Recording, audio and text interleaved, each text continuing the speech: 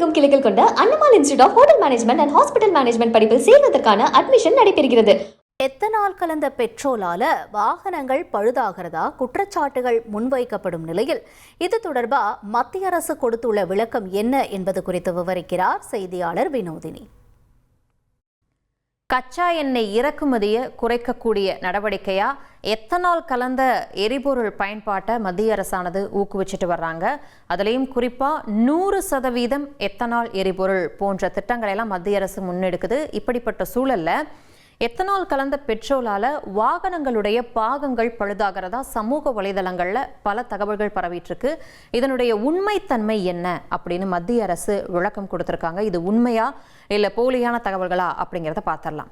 முதல்ல E20 petrol அப்படின்னா என்ன அப்படின்னா, இ அப்படிங்கிறது எதை குறிக்குதுன்னா எத்தனால், அதாவது கரும்பு, குருணை அரிசி, சோளம் போன்ற மாவுச்சத்து அதிகம் உள்ள பொருட்கள்ல இருந்து தயாரிக்கப்படக்கூடிய ஒரு வகை ஆல்கஹால் தான் எத்தனால்.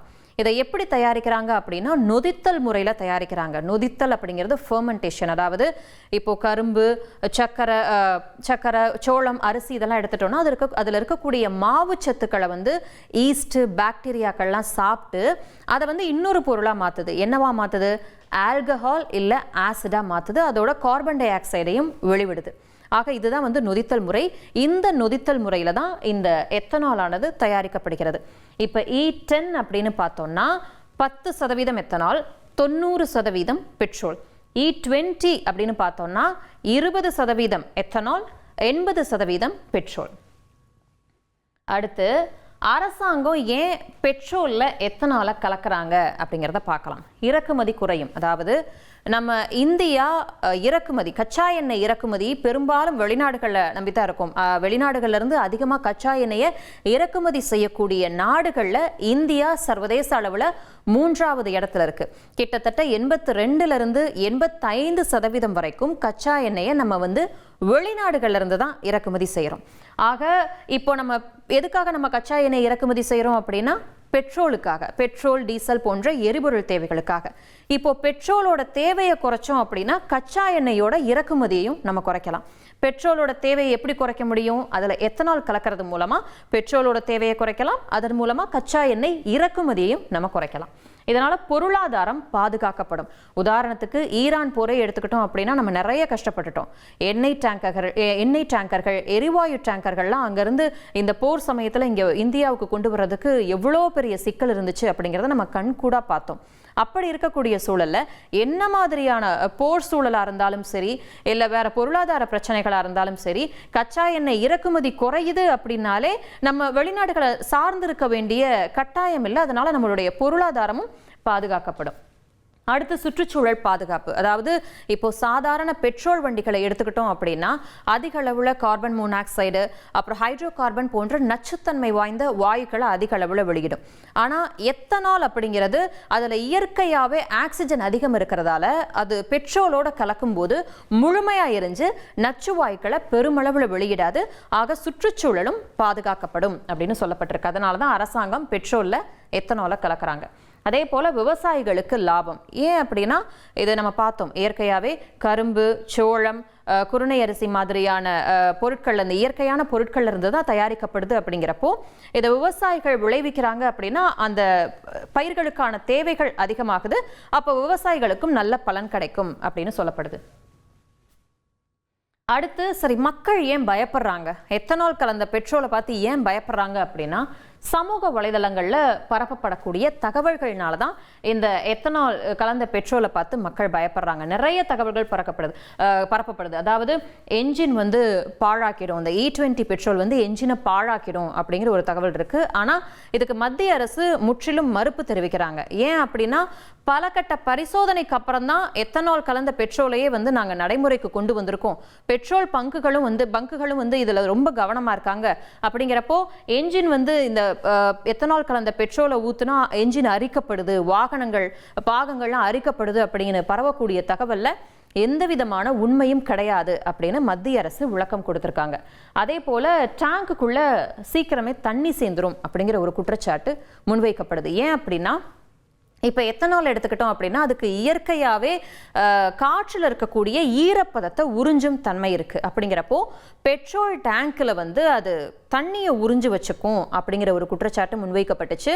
ஆனால் மத்திய அரசு என்ன விளக்கம் கொடுக்குறாங்க அப்படின்னா, இப்போ நவீனமாக தயாரிக்கப்படக்கூடிய எல்லா வாகனங்கள்லையுமே தண்ணி உள்ள புகாத மாதிரி தான் பெட்ரோல் டேங்குகள்லாம் வந்து தயாரிக்கப்படுது. சாதாரண பெட்ரோலில் தண்ணி கலந்து நீங்கள் உள்ளே ஊற்றினாலுமே வண்டி கெட்டு தான் போகும். அதனால் இந்த எத்தனால் பெட்ரோலால் தான் வண்டி கெட்டு போகுது அப்படின்னு சொல்கிறதெல்லாம் நம்ப முடியல அப்படின்னு சொல்லி மத்திய அரசு விளக்கம் கொடுக்குறாங்க. அதே போல கரும்பு சாறை அப்படியே பெட்ரோல்ல கலக்குறாங்க அப்படிங்கிற ஒரு குற்றச்சாட்டும் முன்வைக்கப்படுது. ஏன் அப்படின்னா கரும்பு உள்ளிட்ட பொருட்கள்ல இருந்து தானே இதை தயாரிக்கிறாங்க எத்தனால், அது அப்படியே கரும்பு சாறை எடுத்து பெட்ரோல்ல ஊத்திடுவாங்க அப்படின்னு ஒரு தகவல் பரப்பப்பட்டுச்சு. ஆனா இதை மத்திய அரசு மறுக்குது. ஏன் அப்படின்னு சொன்னா கரும்பு சாறை அப்படியெல்லாம் ஊத்த மாட்டாங்க. இப்ப கரும்பு சாறு எடுத்துக்கிட்டோம் அப்படின்னா அதை ஃபர்ஸ்ட் நொதிக்க வைப்பாங்க. நொதித்தல்னா என்ன அப்படின்னு நம்ம ஆரம்பத்திலே பார்த்தோம். ஃபெர்மெண்டேஷன், அதை நொதிக்க வச்சு அதுக்கப்புறம் காய்ச்சி வடிப்பாங்க. அதாவது டிஸ்டில்லேஷன் சொல்லுவாங்க. காய்ச்சி வடிச்சதுக்கு அப்புறம் அதுல இருக்கக்கூடிய சர்க்கரை, கசடுகள், அசுத்தங்கள் எல்லாத்தையுமே நீக்கிடுவாங்க. அதுதான் பியூரிஃபிகேஷன். ஆக இப்படி பல தர வரிசைகள் இருக்கு. அதுக்கப்புறம் அதனுடைய தரத்தை வந்து பரிசோதிப்பாங்க அதிகாரிகள். அதுக்கப்புறம் தான் வந்து எத்தனால் கலந்த பெட்ரோல் ஆனது நம்ம பயன்பாட்டுக்கே வருது. அப்படிங்கிறதால எத்தனால் கலந்த பெட்ரோல்ல வந்து அப்படியே கரும்புச்சாறு அப்படியே பெட்ரோல்ல ஊத்துவாங்க அப்படின்னு சொல்லப்படக்கூடிய தகவல்ல எந்த விதமான உண்மைத்தன்மையும் இல்லை அப்படின்னு மத்திய அரசு விளக்கம் கொடுக்குறாங்க. அதே மாதிரி எத்தனால் கலந்த பெட்ரோலுக்கு எறும்பு வரும் அப்படிங்கிற ஒரு தகவல் பரப்பப்பட்டுச்சு. ஏன் அப்படின்னு சொன்னா இது கரும்புல இருந்து இந்த எத்தனால் தயாரிக்கிறாங்க அப்படிங்கிறதுனால எறும்பு வந்து முக்கிற மாதிரி ஒரு சில வீடியோக்கள்லாம் வந்து சமூக வலைதளங்கள்ல அதிகம் பரவுச்சு. ஆனா இதோட உண்மைத்தன்மை என்ன அப்படின்னு சொன்னா சர்க்கரையோ கரும்பு சாறையோ அப்படியே ஊத்துறது கிடையாது. நம்ம பார்த்த மாதிரி நிறைய படிநிலைகள் பார்த்தோம்ல, அதை வந்து காய்ச்சி வடிக்கிறாங்க, அதுக்கப்புறம் தரம் பிரிக்கிறாங்க அப்படின்லாம் பார்த்தோம்ல. ஆக சர்க்கரையை முழுமையாக நீக்கிடுவாங்க. சர்க்கரையை முழுமையாக நீக்கிறாங்க.